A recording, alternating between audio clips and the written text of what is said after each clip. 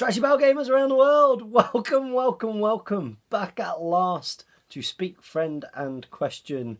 God knows what number. I did promise you guys earlier in the week that I would be able to get together with Lucas Whitcroft White and we would be able to film a Speak, Friend and Question.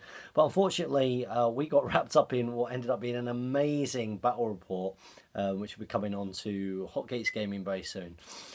So I feel a little bit guilty for not doing it when I said I was going to do it, and then I feel even more guilty because, of course, the amazing news that GBHL Tom and Damien are going to be bringing the Palantir back in the, I think is it next week, which is huge, very, very, very exciting news. So because we don't have a video to go back to, this is a live chat. Jane has gone out on a rare night out, which is amazing. And Eleanor's in bed. I've got the baby monitor just here, just in case. So, you know, if it gets cut short, you all know why. It's because Eleanor will be kicking off. I mean, let's see. We can see how she is. This is pretty snazzy kit. She's a bit moving. She's not been very well, actually. She's not been too well. So I'll just have to keep an eye on that over there. So join in on the live chat. Now, I've got my laptop down here, so I'll be able to see the live chat going on. And fingers crossed we'll get some decent questions. I know that there was some good questions. Let me just click on this. Let's see if it comes up. Whoa, there we go. I know there was some good questions over on the GBHL Facebook, so do get involved in the conversation. Mr. Porkio, hi James, hi Mr. Porkio, welcome to the Speak, Friend and Question live chat. Now I know that even without looking back on the GBHL podcast, I know that Josh Triffett said, you know, is Speak, Friend and Question going to be coming back regularly, which is like a very valid point, right? I'm sure you're all very aware that me and the rest of the guys have had an awful lot going on this last year in particular. So you know, doing these kind of regular shows has been much tougher, and that's why when you have seen them, especially of late, this kind of format suits us so much better. Speaking of the devil, Josh Triffett's joined in on the chat. Hello, buddy. So yeah, I mean, this is probably going to be the format more likely where we do these kind of live chats. That means that there's no editing. We can kind of do it off the cuff and have that kind of communication with you. You know, which really, when you have to plan a Speak, Friend questions, particularly if you've got somebody with you, it's very tough to do. Hello, proud son of Rohan. That's from James Wilson. Hello, James Wilson. So let's get some of these questions coming up. I am Rohan, Mr. Number One. That is me. Just scrolling past the amazing Palantir news. Back on the 25th of the 8th, 2017. Make sure that you are there. I know that I'll be watching that. Anybody there not got SBG magazine yet? The new one. It's incredible. Incredible. Great work to everybody who's involved in that. So let's scroll down. Yep, so we had the question from Josh Triffett. Paintbrush Pirate. Hi James, lots of East Anglia Hobbit community watching, maybe panic painting for tomorrow. Yeah, you've got an event tomorrow. Do you know what, that's amazing. I love the fact that the way that the community, particularly in the UK and across the GBHL as it were, that there's so many kind of local hubs of activity now. You know, if you live in an area, that there's probably some Hobbit stuff going on locally, not even, you know, to do with the GBHL, which is brilliant. So let's see if we've got any other kind of cool questions. Well, lots of you jumping in on this chat. I better get quick. So people asking if I'm all right. Yeah, I'm good. Mr. Porkio, here's a question. He's put, what would you do to improve Theoden's profile? So of course Theoden's, you know, it's an all right profile, but he does get overshadowed. Here we go, repetition. It might have been a while, but I'm repeating things that I've said before. You know, there's a hierarchy of heroes. I think that Theoden, you know, his profile should reflect that, you know, that Pelennor charge and everybody coming into battle. And I think something like a 6 or 12-inch banner or a 6-inch banner stand fast effect, or maybe Riders of Rohan who charge within 6 inches of him get +1 to their fight value, or something along those lines. Some kind of buffing would be incredible, and then you would really consider him. I think that would work really well with some of the prospective experimental army rules. So of course this idea that if you take an all-mounted Rohan army, that you would get +1 strength on the charge. I like the idea that the game might go towards lots of layering of synergies, and a lot of that become about positioning. So characters having effectively auras that affect their troops and buff their troops that way. I think that kind of way, and layering those things, and I think that would add another level of tactics to the game. So I think that would be really, really cool. That's what I would do to Theoden. King Boneseye has just jumped up, almost 4 months absent, finally back. That's another reason why I'm doing this, because King Boneseye trolled me on Hotgates Gaming. He jumped on, I'm not sure whether it was I think it was my Guild Ball, because I was at the Guild Ball British Championships. And he was like, when Speak Friend and Question back, I was like, I've been really busy. It's like, not too busy to make Dark Souls content and Guild Ball content. Which is fair enough. Well, I don't know if you've noticed, but I have just done something, for Lord of the Rings strategy battle gaming community, hopefully, which went down really, really quite well. So, I have been doing things to do Lord of the Rings, and I've just filmed 2 battle reports. So one earlier in the week with Benjamin Bowles, who's now in charge of vendors and procurement for Ardacon 2018, which is mega exciting. So if anybody has got friends or connections, or even yourself, if you have a product that you want to sell, or something that you want to promote or get involved in, Benjamin Bowles is going to be your man. So I filmed a really cool Rohan versus Gondor match battle report, with him earlier in the week. And on Thursday, of course, Lucas Whitcroft White came up, very, very briefly. And we filmed he brought his Galadhrim, because he's practicing for the Westfold Carnival, so the Cardiff tournament that's coming very soon, run by the King brothers. And that was 600 points. So he brought his 600-point Galadhrim, and I put on the table an Uruk Scout army, and you'll get to see that very, very, very soon. That was a cool battle report. Can't give any spoilers. It was amazing. So keep an eye out for that. So yeah, that's another reason why I'm here, King Boneseye. Okay, let's see. What else have we got here? Mark Stumpf, welcome to Speak Friend and Question. He's a new Hobbit player, but the GBHL is awesome and has been a great source of info. Keep up the good work, boys. That's fantastic. Well, considering none of us have really done too much on the channel for a long time, I'm glad that all the work that we did building that backlog is still helping people. That's great news. Because obviously, life, as much as maybe the goal and the dream at some point was to be able to at least do it part-time, and that's why we set into it, trying to make daily content and really invest in ourselves in it. It became clear that, it was more of an extension of our hobby, and something that that we were doing for the hobby and for the community, and building that side of it, kind of more of a volunteer work almost, which is fine. But then, of course, that means that real life does get in the way. Serious things like paying mortgages and having babies and getting married and all that kind of fun stuff. So I'm glad the backlog's still helping you, buddy.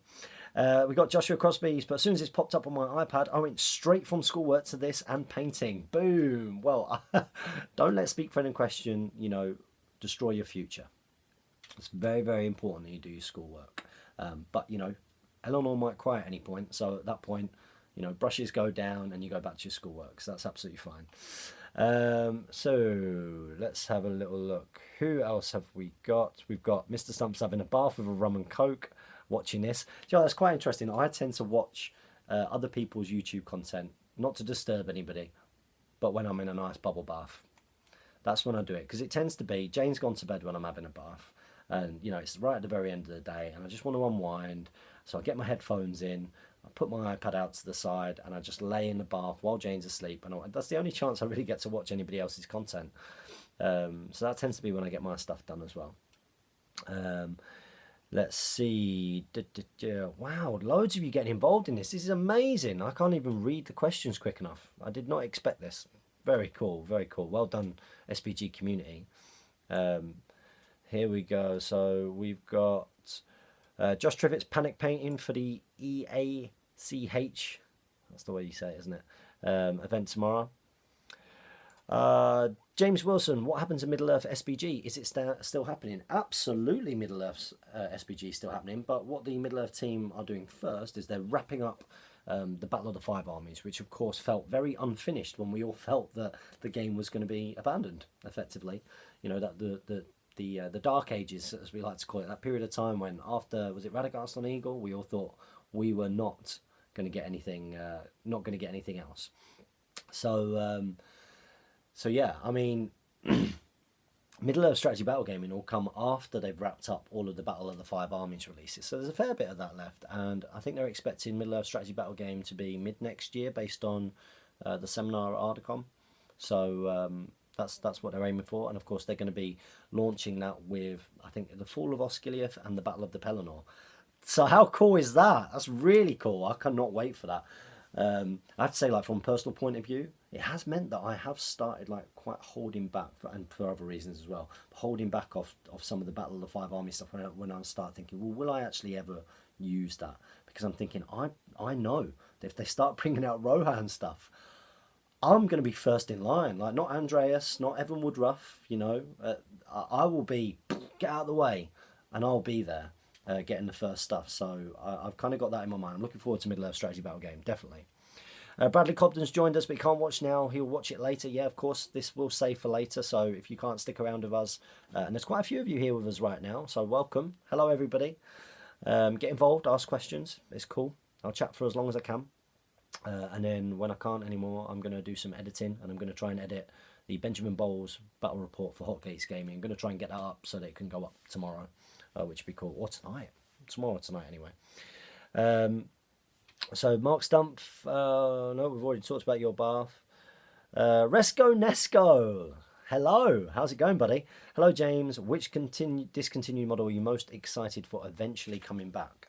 So like a discontinued model or a new model for an old profile? I think I'm more excited for new models for old profiles. Like, I know that a Fellowship character series, you know, in the resin, in the Forge World resin, has been mooted. That's what excites me. That excites me more than maybe old metal models that are out of production. I'm trying to think, like, what metal models don't I have that I would actually want? Because I think that I'm very happy and satisfied with my collection. I'll tell you, Dalamir. I don't have a Dalamir. I've had loads of opportunities to get a Dalamir, and I've not ended up having a Dalamir. But to be fair, it's not that important to me. I'm probably selling my Corsair Reavers at some point. Because. So, yeah, there we go. Dalamir. That's the one off the top of my head. Because I can't think of any others.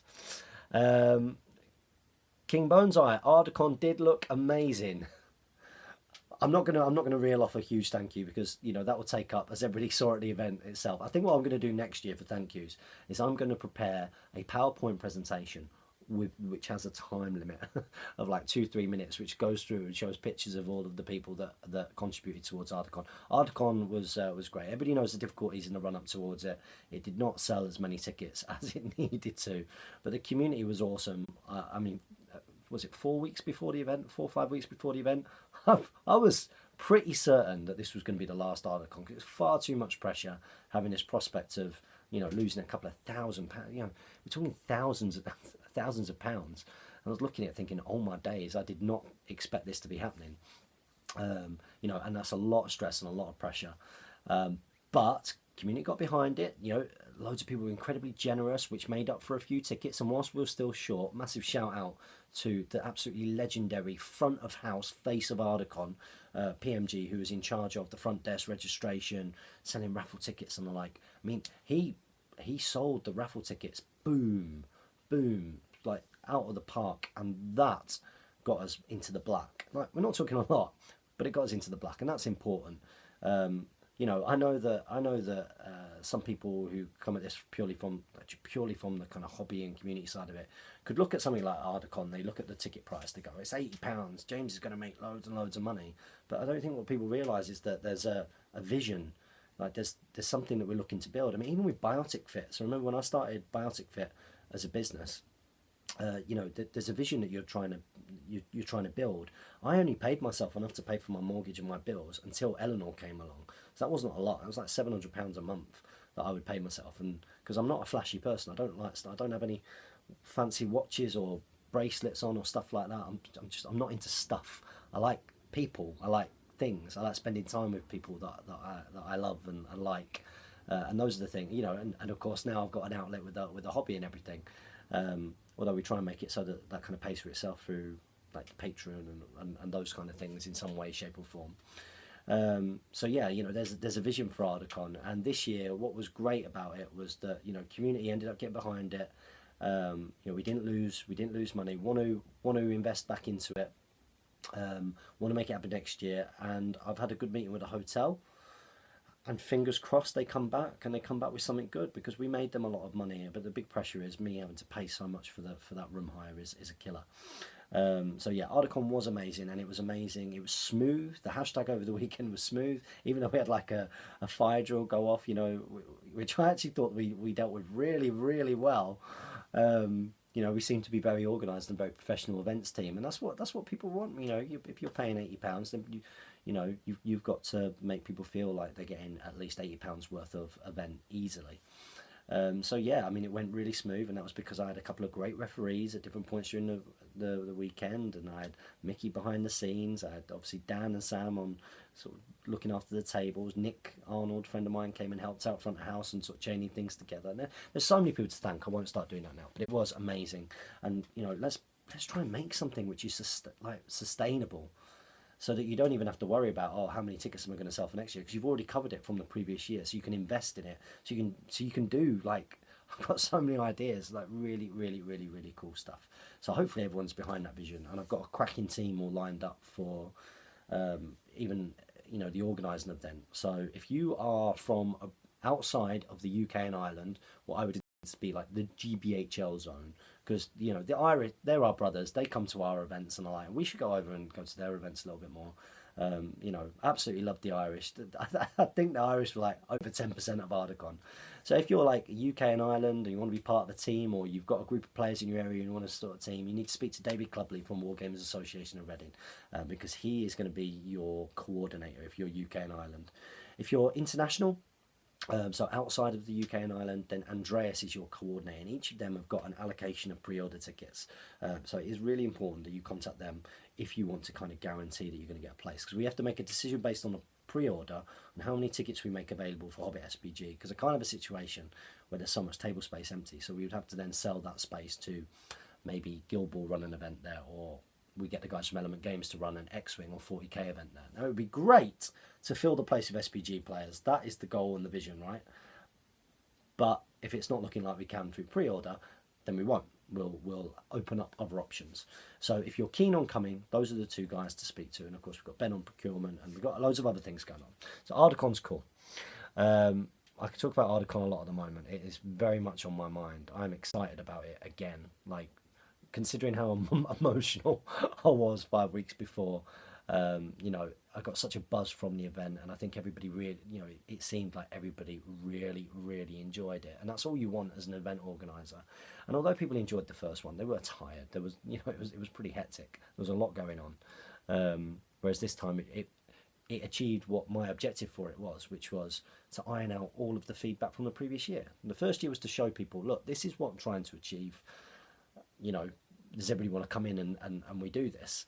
And then, of course, year 2 is working on the feedback from year 1 and learning from those mistakes. And then year 3 really has to be nailing it, because otherwise it can't be sustainable. So let's hope that everybody really gets behind this and everybody keeps creating a buzz and makes the effort. Then this could be something huge for our community for as long as the game lasts and beyond, which is what we want, really.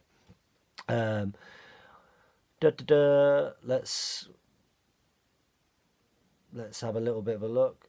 Who makes toast in their bath? Whoa, don't be an idiot. Don't make toast in the bath. That is stupid. I'm sure you're joking. That is how to die. Wow, gosh, so many questions. Okay, from Devi. Hello, Devi. Your opinions on Thranduil's Hall's army. Seems like Iron Hill's Late Town Gundabad's got a bunch of cool tools, but Thranduil's Halls have drawn the short straw a little. Thranduil's Halls, elves are always good. Like, elves are pretty solid. They've got some good heroes. I think that Mirkwood Rangers are good. I think that because you have to pay for the Elven Cloak, and Elven Cloaks are quite expensive, you don't see them in a kind of more competitive way. I'm not sure an Elven Cloak on a troop is worth 5 points. I think that an Elven Cloak on a troop is maybe worth 2 or 3 points, to be honest. And then you might actually see them a little bit more. Palace Guard are good. again, once with kit on, reasonably expensive, but they're good. They've got good, decent utility, and the troops are solid, and they've got decent heroes. And I think Mirkwood are okay. I think that they're good. You know, elves require a little bit of, you know, finesse, especially with certain things that are in the meta, but I think that they're solid. I know what you mean, because it seems like you know, a lot of the maybe Thranduil's Hall stuff is kind of a slight hangover from where the game was when it was kind of coming towards, you know, what we thought was be its end. Whereas you look at things like the Iron Hills and the like, and the way that they're cool, but all of that's going to get sorted out. Like, all of it will get looked at, and you know, we should have faith, I think. You know, even though those things might not have been sorted out in the most recent book, you know, this is now a living game again, and it will continue to evolve. As long as people keep giving feedback and keep going to events and back in the game. Oh, I got another question from Mark Stumpf. Here's a question for you. What would you consider the best advice to give to new players? You mean in-game advice? Clarify in another question. What do you mean? Like how to get into the hobby, how to get to tournaments, how to be competitive, hobby side of it. What kind of advice are we talking about? Josh Crosby, I'm a teacher, so actually destroying other people's future. You, Mr. Crosby, are a legend. What a legend. Yeah, that's fine. Yeah, don't do the schoolwork anymore. That's fine. Nano Dave, I moo in the bath. Interesting. King Bonsai, don't drop your iPhone in the bath. People have been electrocuted. I don't have an iPhone anymore. I don't know if anybody's seen my phone, but it's from like 1998. I got rid of the iPhone. I have an iPad, and I do put it out to the side. I am aware that you really shouldn't have electrical devices by your bath. Definitely not anything connected to the mains, right? James Wilson, I feel like this community saved the hobby. Very much so. I would completely agree with that. I think that the Middle-earth team would, with the community, agree with that. You know, it did seem like the game, you know, if you remember just even 4 or 5 years ago, you know, very much the feeling was that people didn't have other people, you know, nobody plays the Hobbit. And now somebody can say that, like on a forum, and somebody from the GBHL, one of the other international groups, will be on it really quickly and go, look at all these people. You know, Games Workshop. I'm sorry, I think there was a Forge World post. Somebody put on, like, why are you wasting time releasing this? Why don't you bring out Battlefleet Gothic, which I've never played, but I'm sure it's a great game. And the response from Forge World was fantastic. It was really good. Whoever wrote that, A-star, it looked like something that I might have written. Like, it was really good, and it talked about the community. It talked about the GBHL and what was going on at Nova, and talked about Ardacon, and that's what you like. This is a symbiotic relationship. This is company and community working together. Community understanding that the company must make profit, must make money. Community, you know, company understanding that community must be looked after and given a chocolate drop and pats on the head and stuff, because that's all the community want, really. So yeah, I would agree with that, and you know, I think that there are so many different aspects of the community, from, you know, people setting up local gaming groups, or whether it was YouTube channels, or you know, the tournament scene. There's so many different levels. People, just even people back on the One Ring. Remember, I wouldn't have got into this if it wasn't for people like, everybody remember like Waffrog on the One Ring. Deadmar Spectre, my good friend from Shadow and Flame, Kev Lawrence, and UK Freddy Bear. You know, just how enthusiastic they were about the game. You know, even just from a hobby side of it, going into the One Ring when the game seemed to be on a wane and nobody really playing it. It's people like that, you know, kept enthusiasm going. So, community heroes. Mr. Porkio, will Middle-earth SPG have a starter set? Mordor versus Minas Tirith, maybe? No idea. No idea. You would think, with the way that I don't currently think so. But I think that if sales keep moving in a particular kind of way, it might make sense for them to make a plastic sort of game in a box kind of set for the new release, which has been the pattern that they've done with so many other games recently, and it's worked incredibly well for them. And if it looks like it would be profitable to go back to doing plastic at some point in the future, then they could do it. You know, look at Lake Town Houses and the like. So fingers crossed, as long as people keep on buying things and stay positive, and if something is too expensive for them, then they don't moan about it. It's just too expensive for them. As long as people stay positive and keep on doing things, then this game will keep going. Dr. Trouts, do you think GW will be re-releasing old out of production miniatures, or instead making entirely new models when Middle-earth SPG is released?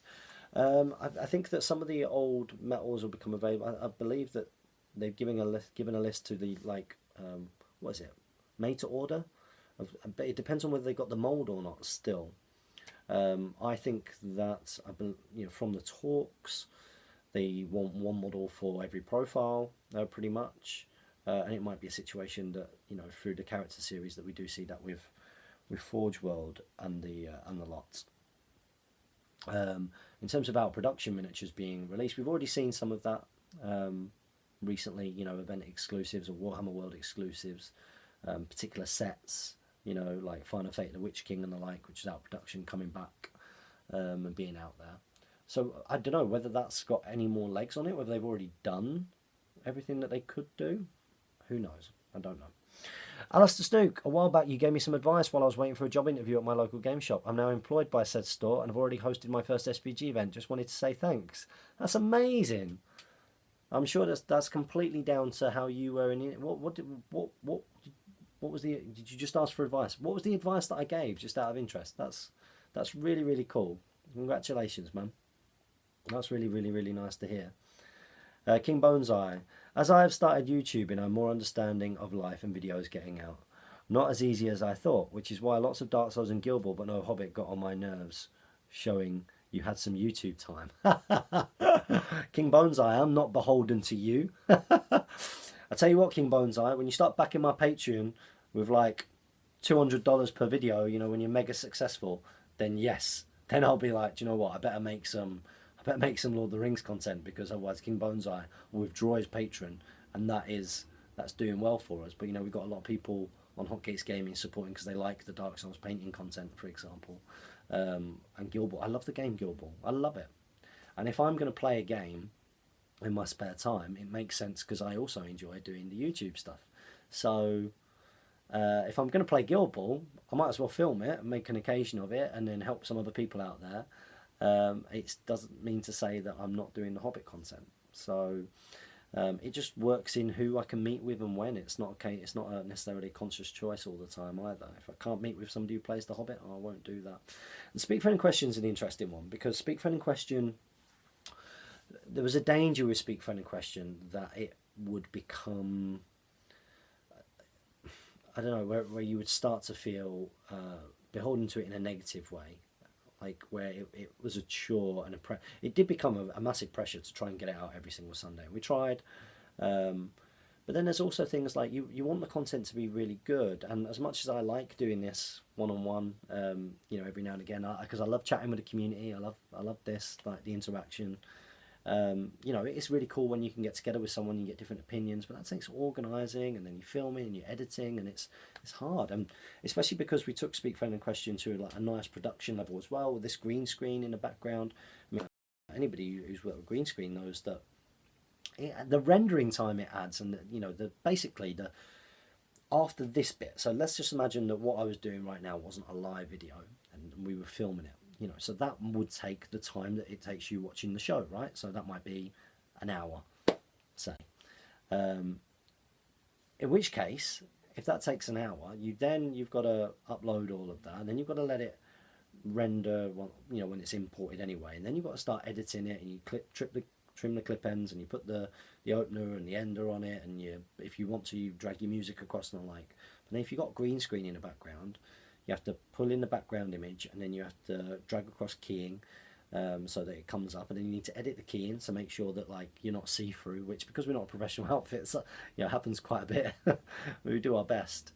And then the render time on that is huge. It's huge. So the effort of doing that seems quite a lot, and you start getting less questions, and other people are doing that kind of thing, and I think it's just the pressure. I mean, we still want to do it. It's just the pressure gets to you, and you've got to, ultimately, if you're not enjoying it, don't do it all the time, right? But anyway, yeah, until you start pledging that much money, I'm not beholden to you, King Bonsai. I do this in my spare time, so I can do what I want. Stephen Bone asks, what news of Ardacon 2018? Nothing that you haven't already heard. Assembled a team pre the event. There's a few other things which are going on. The big thing really is making sure that I feel like the Mercure is workable. And I gave them a huge amount of feedback, some of which you guys have relayed to me, and then other bits which were important to me. Let's see what they come back with. Because ultimately, the price of the suite is huge. And then there are lots of things as well that I what we're trying to create with Ardacon is an experience. It's great, it makes sense that if you've got the largest gathering of strategy battle gamers, that you are trying to add a degree of prestige to the actual tournament side of it as well. But it isn't just the tournament, it's just that it happens to be an occasion where everybody's coming together, and you've got the tournament side of it, and you've got the team side of it, and you've got the hobby side of it, and you've got all the vendors and the stalls and everything else. So it's the experience. But really we need, if we're paying so much for the hotel, then the hotel can't be the expendable part of the equation really. So they need to sort of brush up quite a lot, and they're great, but brush up a lot on little touches, and of course that room needs to be a lot cheaper so that it's not scary. Well, they need to sponsor it in some kind of ways, or don't have to pay anything. If I can double the number of people that are there, that and be able to feel like I can put that work in to do that, then they're making double the money that they made this year, and they made between 25 and 30k from Ardacon this year on what would be a quiet weekend. So that should give us some leverage. That's where we are. I'm excited that I've got an awesome team: David Clubley, Andreas, PMG, of course Benjamin Bowles, and then everybody else who comes in to help in various ways, shape and form when it comes to the event. Michael Gordon, when will new mods be released? You mean when will new models be released? Sigrid and Tilda and Bane have just been released, Bard's Children, so I think we're tending to see Hobbit Lord of the Rings release approximately every month or every couple of months at the moment. So that's where we are. Stephen Bonar, did your massive clock survive Ardacon? My massive clock is right here next to me. Wherever I go, my massive clock comes with me. It's here in the box. I intend to take it to the gym, and use it for interval training and AMRAP and stuff, and set it up, because it is cool. It's a cool bit of kit. It doesn't make sense for what is over £100 worth of kit to sit in a box all year. Although I say that, look at all this crap. Excuse the language, but the suits and all that, the trees, most of that lives down here for the whole year, doesn't it? So it'd be good to be able to find somewhere where I can make better use of it. Glenn, how would you build a Battle of the Five Armies army? It depends on what kind of points level. Best place to start is, if you want to build a Battle of the Five Armies army, then you've got to think, right, what are the integral parts of the equation? Well, for it to be Battle of the Five Armies, then really you want your elves, you want your dwarves, and you want your Lake Town minimum. And then if it's high enough points level or whatever else, then you want to be maybe looking at your eagles and the like. So then once you've kind of got in your mind that you've got a warband of each of those, then you look at what points you've got and you try and fit in certain heroes and the heroes' roles. I think that's the way that I would go about building a Battle of the Five Armies army, and I think you can make a reasonably competitive army actually. Like our very own GBHL Damien's done very, very, very well with the theme of the Battle of Five Armies, because it's a strong army. It's not necessarily, it's not like the most optimized. It's not filthy in any kind of way, but it's got good ingredients. So if an army's got good ingredients, then a good player can do good with an army with good ingredients. If that makes sense. That's why Tom Harrison always does really well. People go, oh, he took a terrible army, but he understands. Like, he's very good at the micromanagement of the game. He understands very well how to use might, which is that next level as well, and how to pick the combats and all those little bits of micromanagement. So as long as he's got certain ingredients in his force, he can do really well with it. And the Battle of Five Armies is an example where you can actually build some really, really good armies. But that's the way that I would start. I would think, right, okay, well, what points level am I doing at? I need to get some form of warband of men, Lake Town, some form of warband of elves, and some form of warband of dwarves to reflect the theme, and then afterwards maybe think the heroes. But you could come out the other way around. You could be like, right, well, I want Thorin in there, and I want Thranduil in there, and I want Bard in there, and then you do the troops after that. So that's what I would say. Rotterdam White Scars, they said, hi James. Rotterdam White Scars were huge at Ardacon this year. They were a massive, massive, massive help. They ran the painting with what we want to brand, and this is the vision, as the International Hobbit Hobby Awards. And one thing that we want to do to add a bit of prestige to that next year is actually get some trophies for us, like some really good trophies. So we're not talking about, Jim and Bob's, football statues down around the corner or whatever. We're talking about some nice trophies to add a bit of prestige to that. They did a great job. It's their first time doing it. So, as when you do anything for a first time, as everyone knows full well with myself and Ardacon, they will have learned from anything that they felt that could have been better. But they were amazing because it just meant that there was a big part of the event itself which I didn't even have to worry about. And you know what? I didn't once. So thank you to all of the amazing guys at Rotterdam White Scars. Can't wait for you to bring, 3 teams worth of Dutch players next year. That would be amazing. Jez Hunt. Yes, and I saw your post and I clicked on your... I think I clicked on your link before about all of your amazing leather stuff. That might not come across great for somebody who doesn't know what I'm talking about. But Jez makes, custom leather imprinted coolness. That I gave it a go, Jez. I tried to plug it. It just really cool stuff. That into Tolkien and I think I saw some really cool dice pouches that you did with like Tree of Gondor on and stuff like that. Very, very nice, Jez. If you want to come to Ardacon next year, that'd be amazing. Really amazing. You've actually put Ardacon looked awesome. Thank you. It was really good. Anybody who didn't come, please come next year. I think, based on Andreas and David's conversations already, I think the pre-order might sell out, which would be incredible. Can you imagine? 228 strategy battle gamers. It'd be amazing. But based on that pre-order, it would depend on what the cap is and then how much that space I put to somebody else. But yeah, Ardacon was amazing. So if you didn't come, do speak to, if you're abroad, Andreas, if you're UK and Ireland, David, about getting teams organised. I'm hoping to head down next year with my leathery stuff. There we go. Look, and brain full of Tolkien gubbins and old tales. Yeah, we'll see how we can involve you on that side of things as well. Have you got any YouTube clips of you doing these kind of things, or because that would be amazing. It'd be really cool for me to see that. Well done on braving it this year. Everyone seems to be buzzing. Yeah, that has been really cool that the buzz has continued outside of the event and is still going. So thanks for that, Jez. Stephen Bonar, are you looking forward to the release of the Pelennor Field sourcebook next year? No. What am I talking about? It's Rohan. I'm looking forward to it. I'm excited. Character series Theoden with a new profile. That's what I want. That is what I want. That is me. I'm not going to say I'm out because I support my Hobbit hobby, but I will be happy. I have to say though, saying that, Theoden is one of the nicest sculpts that they did anyway.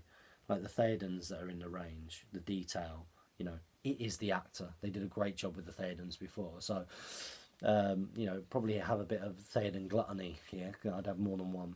But I would love that. That's what I'm looking forward to. Mark Stump, best advice in regards to choosing your first army beyond just pick the models that look cool, and how to look at building an army in general. Sorry for the vague question. Don't apologise for questions. This is Speak Friendly Question. Anybody can ask whatever they want. This is what the show was built on.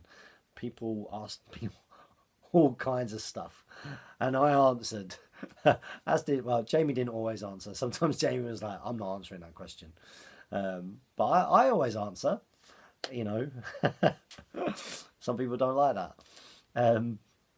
But yeah, in terms of advice for building an army beyond what looks cool, what are the kind of things to think about? Well, you want to think about, okay, how many models have you got at that certain kind of points level? What are you building it for? What scenarios are you likely to play? And what is the meta? What are you likely to come up against? So therefore, what ingredients do you need in there to counter or to take the initiative from that meta. Whether that's ingredients, are particular kinds of casters or certain types of heroes or troops. Those are all the little things that you need to think about. Same with scenarios. There are a lot of scenarios that rely on numbers. So do you need to have a great number of models? What at what point are you going to break? Is that army going to break easily because of the nature of the type of troops? So have you got any kind of provision for when your army breaks in terms of decent standfasts or fury or whatever else? Those are all good things to kind of consider. The speed of the army. Have you got options? All of these types of things. Where are you able to roll more dice at different points than your opponent over the course of the game? Is another good way of doing it. Might, and where that might's going to be and how to use it. So many different considerations. There's a lot going on. Wrote down White Scars. Jerome here. Hello, Jerome. Hope you're well. I'm thinking of a new army for coming to Ardacon GT, but I'm still doubting over the army. What should I choose? A full Candish themed army or Fallen Realms army? Let me know. Full Cand always looks cool. Everybody loves that. Everybody loves a full Candish army. Yeah, do it. New army. You guys are fantastic on the hobby side. So the thing is, though, there might be new releases between now and Ardacon next year, and rules changes and the like. So people might be getting their mind what they want to do for Ardacon next year, and then be like, no, I'm doing this because this is really cool. That's what I'm expecting to see, actually. I'm expecting to see a lot of that. A lot of people holding back, not buying tickets, because you're not going to be able to do that, I don't think, based on what Andreas and David are telling me on their spreadsheets. So again, if you've not contacted them, I suggest you do.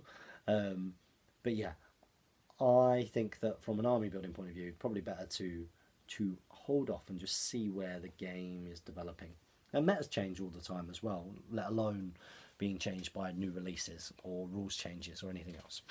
So let's have a look. What's the next one? Stephen Bonar, how do you think the There and Back Again lists have affected GBHL tournaments and a local scene for force choices and composition?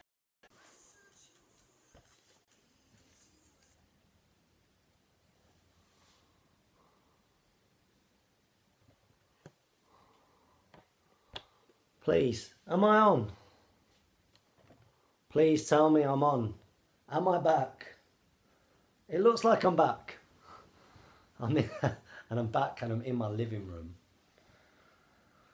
I think that the internet in the cellar just went really strange. I do apologise, everybody. But I am back, so please come back. Hey, Star Fox, I know that you were worried that I was on a break, but I was not. I was not on a break. Let me just sort this camera out. I am back, Mr. Wilson.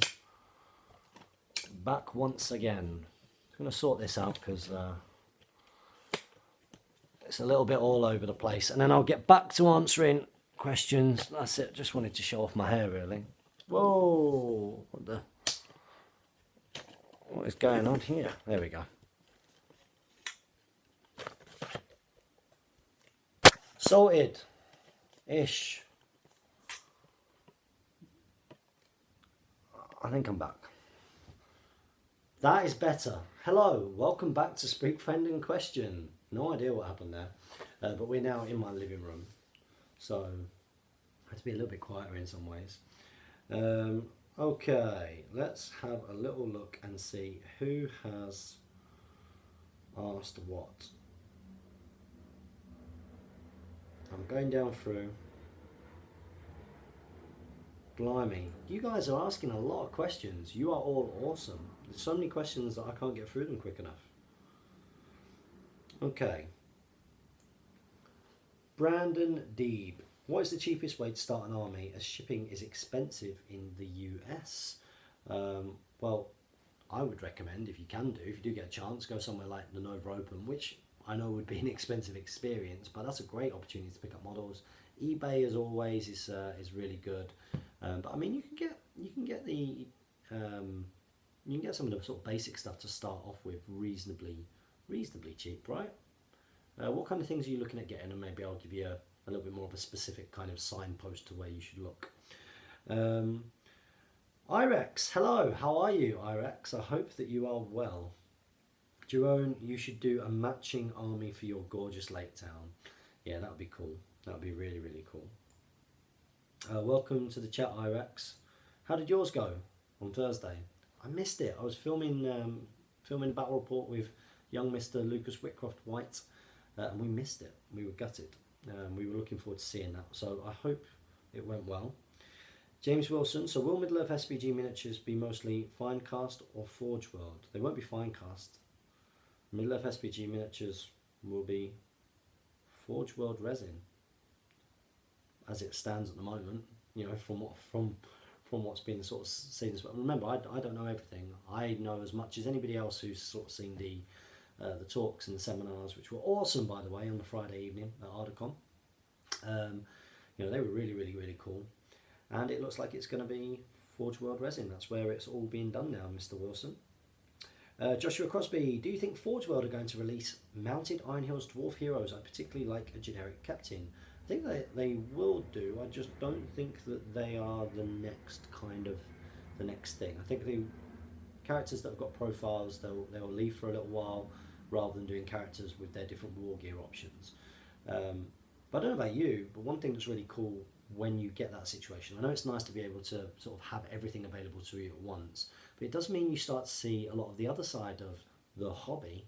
You see people out there going and doing some really cool conversion work to create Thorin on Wargoat, Dwalin on Wargoat, you know. I mean, to be honest, I can't wait for an Iron Hills cap. That's an easy conversion, I think, personally. You know, a little bit of a different colour scheme, maybe repose an arm or something. But you know, an Iron Hills captain on, and they've got a weird thing, and a cape. A cape. That's what I would do. I would sculpt a cape. When I say I would sculpt a cape, I would get my good friend Dave Fredericks to do it, or somebody like that to help me out. Or maybe I'd give it a go myself. I've done a bit of green stuffing now. But one of the cool things about those things not being available is that you do see some tremendous hobby efforts. So I don't think that they are the next kind of bunch of things to do, because there are, you know, profiles out there for them. But I imagine that we'll see them in the end. I know that I would buy them. We've got Stephen Bonar. James, what's your next army project? My next army project? Well, so I have, from a Lord of the Rings point of view, I have 2 commissions that I need to finish up. I have a commission of Rivendell Knights, which is so nearly done. I was supposed to get it done for Ardacon for Adam Marcel from Canada. And we're going for like a Canadian Mountie themed Rivendell Knight contingent, which is really cool. And they're going to look amazing. I need to finish them off. You know, that's a snag list that I need to kind of get done. And then there is a gentleman who sent me some Rohirrim, which I want to paint alongside some of my other Rohan models. So that's where I am with those. And then what do I have to paint? What's my next army project? I've got some Mirkwood Rangers that I really want to paint, and Thranduil on Elk and the like that I would love to get done. Although I am currently painting up just as and when, because it's not a tough paint job. The what they call the Erebor dwarves with sword conversions and the spear support. So I've got 24 of those, which I've just got to do the cloth and the faces and the like, and they'll be done. So that's been quite therapeutic. So it's not a tough paint job. So hopefully you'll see them in a battle report soon. We have Stephen Bonner again. Can you see GW any more good evil tournaments? Absolutely. I think that they will do more good and evil. I think that they like good and evil. I think that they feel like that is how the game is maybe supposed to be played. Well, not necessarily supposed to be played, but that is how a lot of things are written for. I would in some ways agree with that. Although I do like the challenge of having to come up against other good forces or evil forces, because that then changes the meta of kind of what everybody has to try and bring and think about a little bit. I do like, so for example, when I played against Ben and it was the Rohan versus Gondor, although I love Middle Earth, you almost get a little bit more of a sense that it kind of crosses over into feeling like you're doing like a historical war game of some kind, which is really interesting. It's just different. It's a different way of appreciating the game, isn't it? So I think we'll see more of it, and I think that we'll still see independent tournaments doing a mixture. There's such a huge variety. our community has got so much to enjoy and go out there and get to see, which is really cool, right? King Boneseye, I actually prefer the live show. I do too. It's a lot less editing. I don't like it when the internet goes with. Well, I don't think it was the internet. I think it was just because I was in the cellar. I think it was a bit of a poor connection, which is strange. To the iPad on my laptop, it's absolutely fine. So, Stephen Bonar, when we can expect an Ardacon James standee. I tell you what, standees aren't cheap, are they? I don't know if anybody's ever had to buy standees before, but they are not cheap. If anybody's got like some kind of standee contact and get standees reasonably cheap, then yeah. But the standees from Ardacon this year, I actually bought, well, last year, forgot about them because they didn't turn up before the event. They turned up 5 weeks after the event, and then they have lived behind the lockers in my gym that whole time. So I'm so glad I was able to get them out. People to do like team photos with them and stuff, especially because the cosplay people got ill and a car broke down and the like. So we didn't have that element to this event, which will definitely be sorted next year, by the way. Got big, to sort of quote Donald Trump, huge, absolutely huge plans, So with the cosplay side of things. So the standees I thought were really cool. If anybody knows anybody that can get things like that a bit cheaper, then let me know. But then again, if Ardacon does well, wouldn't it be great? Rohan banners draped all across the hall. Wouldn't that just be amazing? That's what I really want to go for. James Wilson, what's your opinion on the true troll brute model?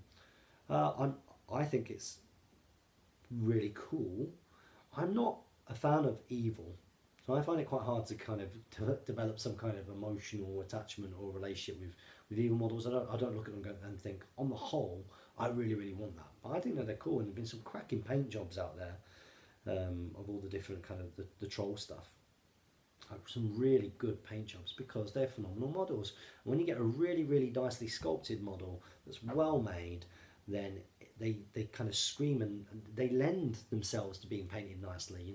Unless you're going and dipping your brush in the paint and not watering it down, just smashing it on and losing the detail that way, then you can't really go wrong as long as you're a bit patient. And so, I absolutely loved painting the Galadriel model that I did at the in-laws last week. Such a simple model really to paint to create a lovely, lovely effect because the model is beautiful. That's not even a Forge World resin model, that's a fine cast model. Definitely the best fine cast model that I've ever worked with. Like, I'm not saying that I've had a bad experience of it either, to be honest. But then again, I guess that might be just because of the armies that I've had. I don't know. But yeah, that is an incredible miniature, and it lends itself to be painted nice. I think the troll brutes kind of fall into that kind of that category. Bay Rig 89. Are there plans for a Fell Beast battle report with Ed Ball at 600 points? Ed, is this you? Is this you, Ed? I'm happy to do it. Ed is very, very, very, well, he's very, very good, full stop. He's very good at 600 points. 3 named raves on Fell Beast with Shelob, and he's good with it. I'm quite lucky that I don't necessarily have the best record against some of the kind of the top players in the GBHL. I like to think that I'm kind of just below that in terms of where I am in the game most of the time. But I've got a good record against Ed. Recently played him at the Scouring of Cheshire, Steve Crow's GBHL Steve's event, and when I knew that I was playing against his 4 Fell Beast at 700 points at Lords of Battle, I did think that I was going to be in for a very, very, very tough game, but I did come through. Thank you, Dice Gods. Thank you. But yeah, I'm sure that we can get him in for a battle report. He lives in Manchester now, so I'd love to do that. We've got Dwayne Fleck. Our dates for next year, our dates set for next year's Ardacon. Been seeing mid-August dates posted. I have a big Pontacross, and as a teacher, classes always start mid-August after a long summer break. So, if Ardacon is going to take place at the Mercure, then it will definitely be the 17th, 18th and 19th. That is the weekend which is penciled in, because there are none others apart from one which is really early August, which of course wouldn't then suit other people as well. So it's always hard. You're not going to keep everybody happy, as constantly learn in my life. You can't keep all the people happy all of the time, as much as you might try. You just have to learn to just kind of, I guess, believe in yourself a little bit and take on feedback and stuff. But you're not going to keep everybody happy all the time. But if it is at the Mercure, it will definitely be those dates. And if not, then we will see. But most likely. Stig Andresen, how are you? I love this man. I love my Norwegian brothers, absolute legends. It was great to see you again. Our Chaos in Arda Ardacon champion, Stig, an absolute gent. Trophies like what Nova does in the form of painted models or more statue kind of thing. P.S. I love leather. Then, Jez Hunt is your man. Jez Hunt is your man, Stig. Yeah, Nova does amazing. Devin does a great job. He does an absolutely superb job. Remember, I said this at Ardacon as well, without the generosity of Devin taking me and the boys, the GBHL team, over to America twice, bear in mind, and the wonderful hosting that we got there and the friends that we made across the board and the whole experience, and that includes things like the amazing prizes that were on offer. And I didn't even win a sword or anything, you know what I mean? I won a gorgeously painted, in fact, if you bear with me 2 seconds, I'll show you what I won. This was for my third place, I believe.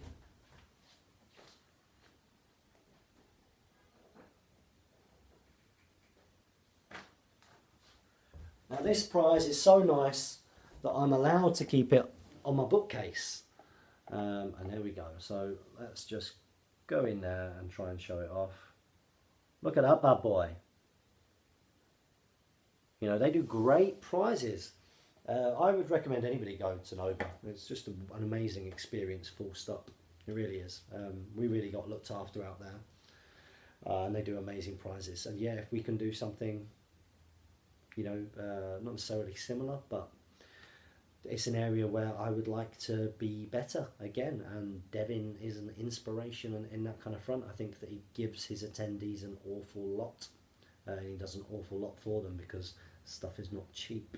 So I would love to get to a point where Ardacon was a vehicle where we knew after an event that we could already afford the next event, and we knew exactly how much we could invest in it before you even sell the next lot of tickets. That is the vision. I guess if you're looking at it from a business kind of head, that would be the point that you want to get to. So let's see how we get on. Jez Hunt, Ancestor Leathercrafts. Cheers, dude. Everybody go check out Jez Hunt's Ancestor Leathercrafts, especially you, Stick, because you love leather. Stephen Bonar, how many of each monster is too much? Cave Trolls, Mordor Trolls, Gundabad Augurs, Gundabad Trolls, Catbot Trolls at 800 points. Whatever you want, dude. That's a great thing about the game. Some of the coolest armies I've seen have been... I love... who was it who did... just Burdur and cave trolls. They made all the cave trolls almost look a little bit Burdur like. They tried to make them like mountain trolls. I think that's what they were going for. I can't remember, but that was a cool looking army. Super cool. I loved it. And I'm sure that Kieran Street did something. Did he do something like that once as well? Kieran, that's somebody I miss. Miss you, Kieran Street. Hope you're okay, buddy. But yeah, it just depends what you want. I think a monster is handy. If you got a couple of monsters, so they're not one monster. I think that has no way of resisting being immobilized at 800 points. You might be in a bit of trouble. But then again, remember if your opponent if you've got a big hero and your opponent is having to waste the immobilized on a monster, then that's enabling your big hero to do stuff. So let's say you had Bolg in there at 800 points on a Warg, and then you've got an ogre going at a flank, getting ready to hurl some badness around, then but then again at 800 points you might hit multiple casters at that kind of level as well. So you just got to do what you want to do. That's the great thing about it. Optica, why haven't we seen more GBHL content on your YouTube channel for the last couple of weeks? More GBHL content on your YouTube channel for the last couple of weeks. I mean, it's been ages since I've done anything for the GBHL podcast. I know that we live streamed for the scouring of Cheshire, basically because we've all got an awful lot going on. So in January, Eleanor came along for me. You've got Damien has the gorgeous Charlotte Arwin as well. She's come along. Tom proposed, and they're organising weddings and things, and he's been busy with work. I think he got a promotion at work, so he's been taking on that. He's like got a manager role. Jamie's going places with Steamforged, and I mean he's currently at Gen Con. He's been flown over to Gen Con for the new Resident Evil game. So we're all incredibly busy. Steve has had to he's had to get actually start working again. He was self-employed before, and he had lads working for him, and now he's having to actually work just to earn some money in. Harry's had some massive things going on in his life, which is down to him whether he shares or not. We've all had an awful lot going on. So I love the GBHL podcast, and I guess it's all just about priorities. I really enjoy filming battle reports and stuff in particular. So a lot of the time when I am getting YouTube time, I tend to be filming that kind of side of it because, I was quite arty in school, but then there's no aspect of my adult life which has really encompassed any kind of form of consideration of any kind of art. And I'm not saying that my battle reports are art. I'm not that much, but what I'm saying is that kind of creative element, that it taps into is really cool, and I like that, and that's part of where I get some of the hobby from.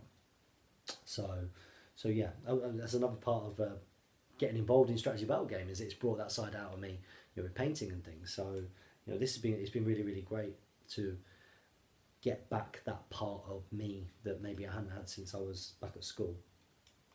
Paintbrush Pirate, I couldn't make Hardicon this year, but after last year I thought there could be more room for vendors selling generic hobby goodies like terrain, paint, mats, dice. Is that something that could be? Absolutely. So yeah, we've got a good number of vendors there this year. There were less than I intended there to be. There were more than last year, which was the goal, but they're less than what the goal was, and definitely less than what we could do if you've got somebody whose job it is to purely do that. And that's what we've got in Benjamin Bowles.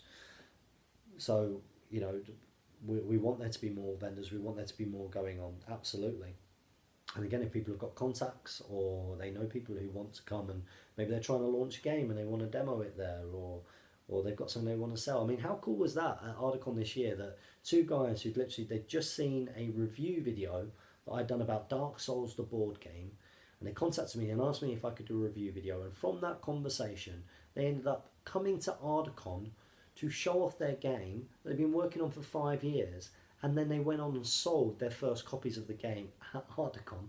That is a cool story. I'm so chuffed for those guys, Colin and Ryan, so passionate about their game and what they've tried to build and the like. I know how much goes into trying to create something, or your own business and the like, and fair play to those guys, and we want more of that kind of thing.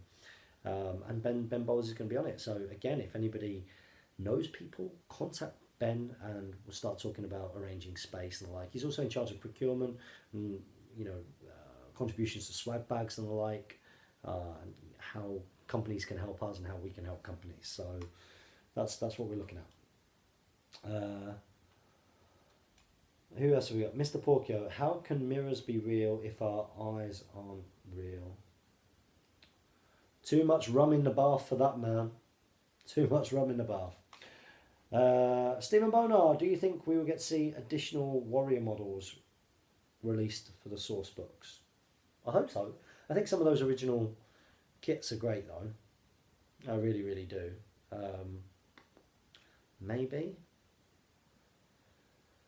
I think people would buy them, and so it's hard because obviously I'm coming at it from, as you have to, I suppose, your own well, I'd buy them, so it makes absolute sense. But of course, the guys have got to make their decisions based on, I guess, a bigger picture. I think that people would buy them, but maybe they wouldn't.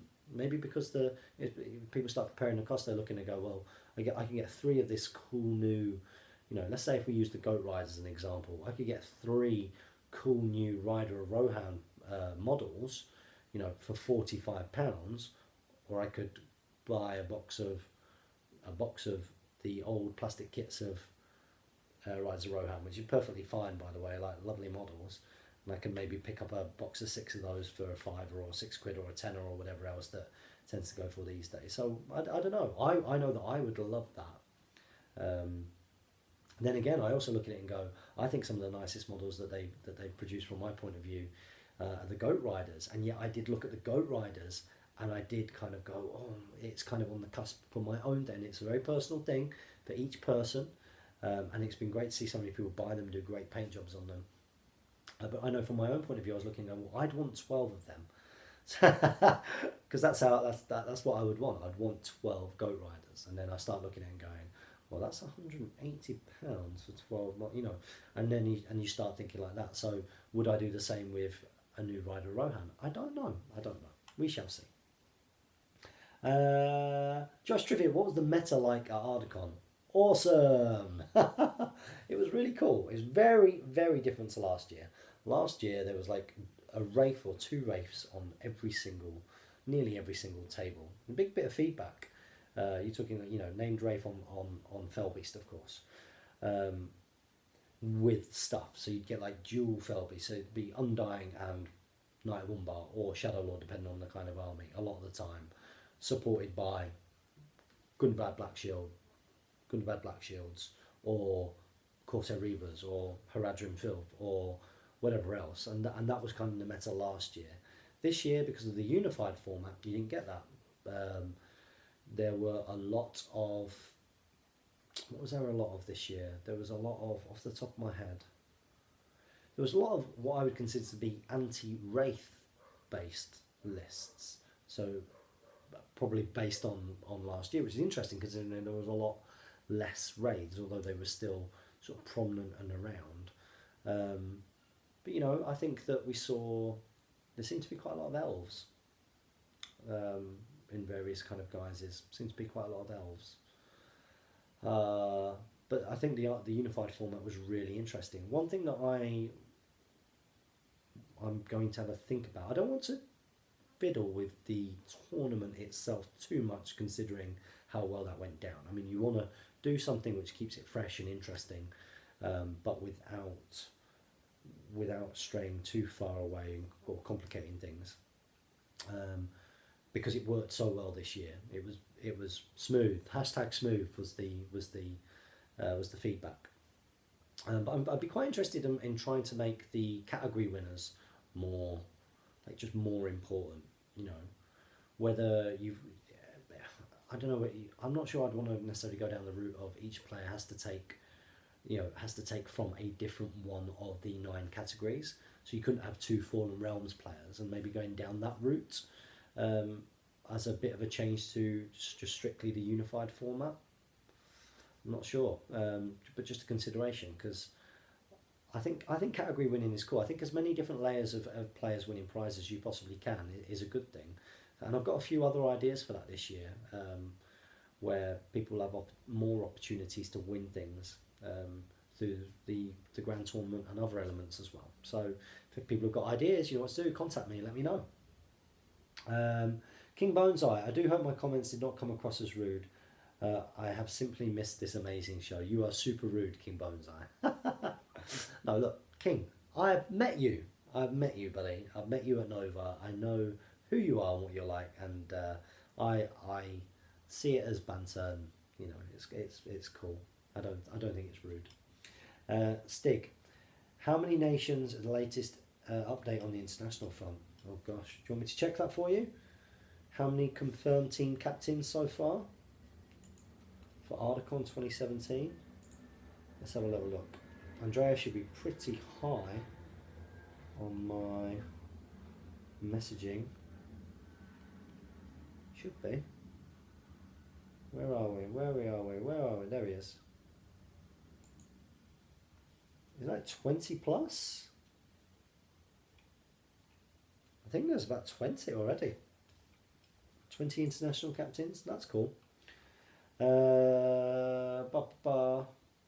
Is anyone else disconnected? Oh, so now we've got all the comments from where I got disconnected.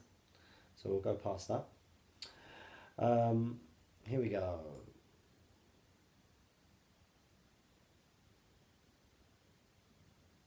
going to try and find, where are we? I've got lots of retracted messages.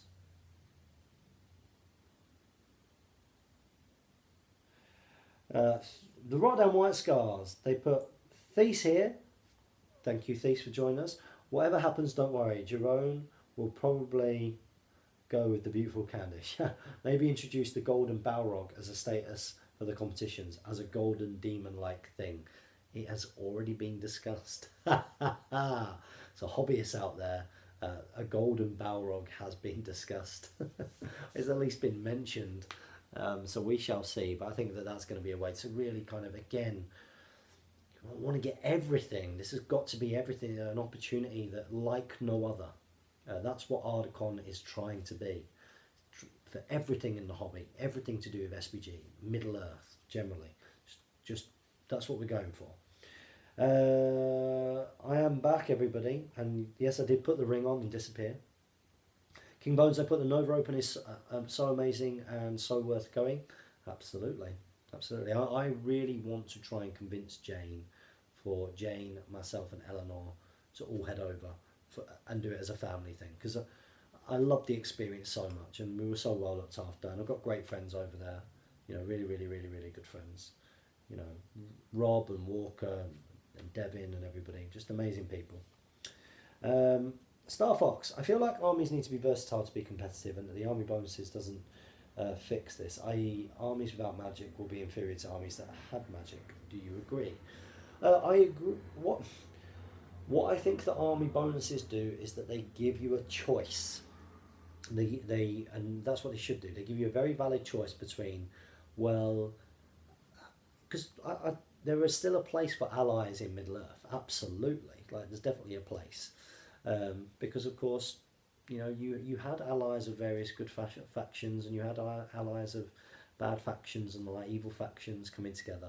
But I think what army bonuses should do is make you look at it and go, well, is it worth me allying in this person over this as a bonus in this event? And that's what you want. You want to kind of at least reward people who do want to go sort of with a very kind of pure theme. But then again, a pure theme can be an allied list. Like I really hope, and I think that they will go down the route of, you know, there being themes which aren't just based on faction but are based on events. That's what I'm really kind of looking forward to. But yeah, I would kind of agree with that, Star Fox. Brandon Deeb, just a decent sized army, a few heroes capable of participating in high point games, maybe Mirkwood or High Elves. Would you say the prices offered by Games Workshop are good for wargaming? Well, Games Workshop are, you know, remember Games Workshop were the market. They created a lot of this market that then, you know, has spawned into a different kind of industry, and then they kind of waned a bit in that, and then they've kind of come back into it. And I think that any business, it is completely their right and their prerogative to charge whatever they want, really, because they'll know the maths, they'll know the sums, and if it's too expensive for people won't buy it, and then that will impact on their business, which means that then they bring prices down and vice versa, and that's just how business works. It's like if I was offering a gym membership and it was, I don't know, you had to pay £200 to come to the gym. Well, I'd have to work it out that you know, I'm pretty sure that would narrow my market, but does it narrow my market too much that the £200 doesn't then earn me less, if you know what I mean, you know? So it's that whole thing of, if you've got 10 people paying £200, 2,000, is that better than having you know, however many people, 100 people paying £20, for example? Well, which is better? And I guess in some ways, from a business point of view, you could say the latter is better, because you're having to manage less people. You have to work less hard to get more. You know, you can rely on a smaller market, and it doesn't cost as much to manage that smaller market. But then at the same time, a greater number has a kind of more of an exponential effect, because then they can spread the word and affect other people. And that's kind of how price management works in business, and a lot, you know, how I see it anyway. So, and in terms of, Okay, so Stephen Bonner, what do you hope to see in the new missions pack from GW?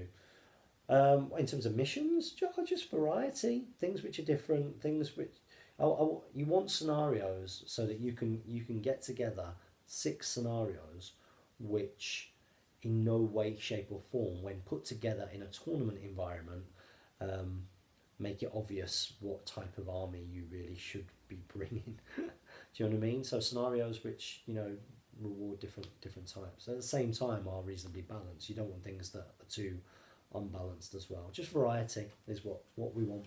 Variety. Um, we've got Star Fox said, didn't you also win a bomb ball with horn? I did, which was made by Generation Shift. That's downstairs. That's on my painting desk. I've not painted it, but that's on my painting desk. Stephen Bonner, I'd like to see another massive thank you to James and the Ardacon team this year for making another amazing event and smooth as silk time we all had. Thank you for the thank you, and thank you everybody who's continuing to be buzzing about it, because it's only by continuing that buzz and talking to when you go to events, then you've got to come to Ardacon next year, talking about Ardacon next year, whether it's on the Facebook or whether it's when you go to Throne of Skulls, everybody's going Throne of Skulls. If you come across somebody who doesn't know what Ardacon is, talk to them about it. Get them to come. Recruit. It's the same with the GBHL and the league. If you come, you're playing against people, talk to them, get them involved in everything. Talk about the next tournaments you go into. That's ultimately how all of this is going to keep on growing, because that's what we want. We want it to be a closed community. We want it to be an expanding community. King Boneside, did you say Damien named his daughter Arwen? Arwen is her middle name. So her name is Charlotte Arwen O'Byrne.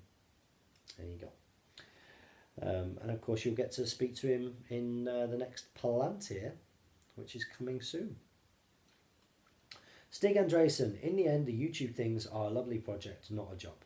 If life gets in the way, it does. We do the things we do also for our channel, for the love of the hobby and the game. Yes, absolutely.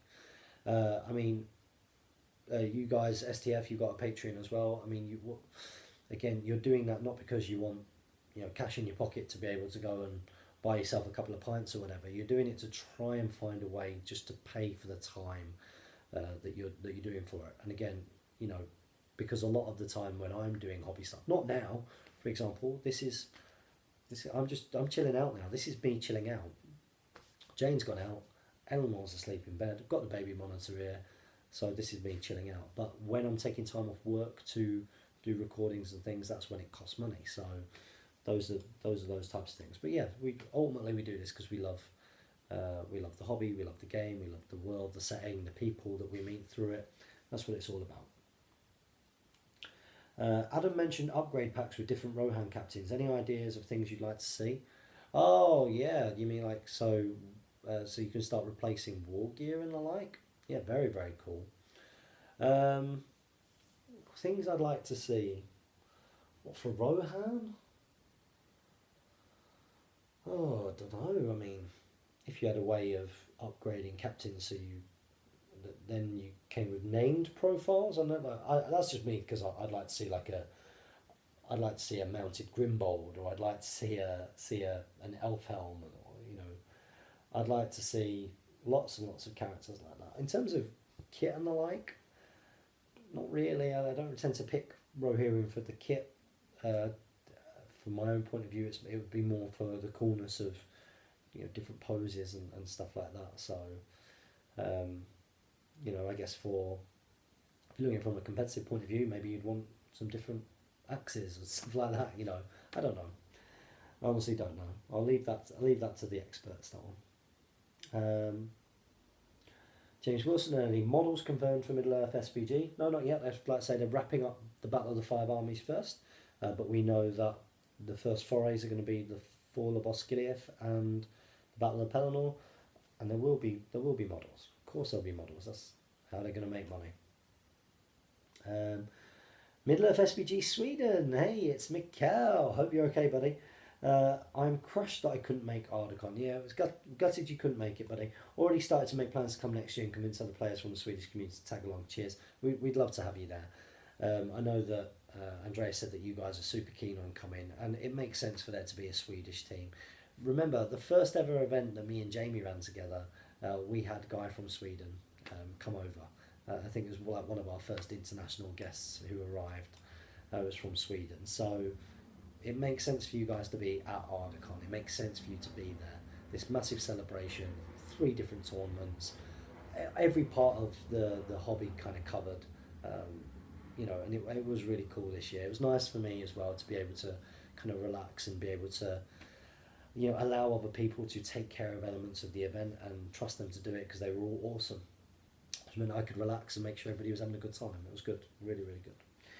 Arwin is a cool middle name. It certainly is. Rotterdam White Scars. This is Jerome. Hey James, a question from us. What would you love to see from us as an organiser for the coming painting comp at Ardacon 2018? Would you love to see an open and participation one again? Well, yeah, because I love the idea that there are some people who aren't interested in playing the game, who would come to Ardacon and pay just to be a spectator purely because they want to enter their models into the painting competitions. So that's why I like the open category. And also people who want to enter things that they're really proud of that they're not playing with, and they want to just put those on show. And whether it's to win or not, it's more because it's an opportunity to share your work, your art, to come back to that, with the largest number of strategy battle gamers in one place that you possibly can, right? So I like the open category, and I understand the need for a participation category to reward people who painted things that they then go on to use in the tournament. So I do like that. Things that I would like to see, I just think anything which encourages more hobby in the run up towards it, and then I want people to have that kind of wow factor. I think you guys will have a better idea from an organisation point of view what would work better for you and what wouldn't. I think that just making the whole thing look even more slick. I watched Andreas's review in the bath, and he made like a really good kind of, I guess, critical feedback point. Things like having printed cards for submissions next to submissions. And I would like to sort out glass cabinets for you. So if people look, if we sell enough tickets, I want lit glass cabinets that we use for the event to show off the miniatures, stuff like that. That would be cool. That would be very, very cool. Furthermore, and yes, this is probably right. I love too much the theme of the army this is for the Candish army. I promised GBHL Steve to create something out of his army. We've got Star Fox. Thanks for answering my question. My pleasure. I hope you're okay, Henry. Last one. Are you going to TOS in September or the Sunday War of the Roses at Element Games? Thanks again. Sorry I couldn't get to Ardacon. No, I am not going to. I don't think I'm going to Throne of Skulls because I am going on holiday with Eleanor for the first time. So we're going to be going over to Fortaventura. We booked it ages and ages and ages ago. Took on a few extra clients and the like, but we're going to go to Fortaventura at the end of September with Eleanor, which should be a nice little break, not too far away. Just a bit of a relax. So I'm probably not going to be tournamenting it, although I would love to. I think it's going to be great. I think it's going to be fantastic fun. Hopefully, if everybody gets into the spirit of it, I hope that everybody sees Throne of Skulls for what it's supposed to be this time and takes armies based on the army bonuses, because it's a big case study for the guys, right? And then you're going to get an opportunity to give feedback about what you think about that. I mean, I've got some. I might possibly do a video at some point about what I think about those army bonuses. But what you've got to remember is that they are in isolation. They aren't taking into account currently anything else that we might see in terms of profile changes and rules changes and the like. But yeah, I think it would be really cool. I'm not the biggest fan of playing, and this again, it's a personal thing. I know some people love the scale of playing 1,000 points, but I just don't have the stamina and the mental capacity for it, I don't think, because there's always an awful lot going on. Not that that's a reason for me not going. But that's just kind of me, and it's a 1,000 point event. It's going to be incredible, people are excited about it, and I think people are excited to really use the army bonus rules. It's going to be super cool, like super cool. So good luck to the guys over there with that. I'm sure it'll be amazing. Events at Warhammer World are always great fun. It's a fantastic location and setting, and they run a slick event. So I hope it sells out. That'd be awesome. Has it already sold out? Does anybody know how many tickets is sold yet? That'd be awesome. I do recommend everybody goes and do it, and especially people. I have to say, if you're watching this and you've never been to a UK event and you're thinking about it, what a fantastic place to start if you're looking to start at the back end of this year. Yeah, seriously, Throne of Skulls would be a great place to start. Now, yes, 1,000 points is a lot, but that means that you could just bring big heroes that cost loads and loads of points, just for the fun of it. I think it'd be a great event to go to meet the community and do some cool stuff. Starfox, have fun on your... Oh, and I'm not going to Element Games War the Roses thing that Lewis is running because I am at a christening. I'm at my nephew's christening that weekend, so I can't do that. Dylan Clusen, was there any news considering new releases at Ardacon or concerning new releases? We were very lucky to have a splash release of the children, but in terms of what we've got coming up very soon, nothing kind of as new information that isn't already out there. King Bones I personally prefer 700 to 800 points. I think 700 to 800 points is, in my opinion, where I think there's like a really kind of good niche competitive play, because you are able to get the things in that you want to get in at that kind of points level. I think that the game works really well in a different kind of way at 500 to 600 points as well. But then again, I love it. You could just play the game in so many different ways. It's a fantastic game. We love it for so many reasons. Like, I love playing 350, 400 point battle reports, but I love playing Desolation of Stockport next April. That will be a 500 point event. We're going to go old school. Remember when most of the events were 500 points? That's what we're going to be doing. King Bones, I'm wondering if you'll read any loot questions or should we re-ask them here? I'm not going back to the last Speak Friend questions to answer questions. What I will do is I'm going to check up the GBHL post where people are asking questions. Josh Triffitt, are you doing the doubles in October in Stockport? I'm going to try, but again, everything in October is around my birthday kind of time, so I'm not sure what Jane has got planned. But I would love to. That'd be cool. So let's see what questions people asked on the Facebook.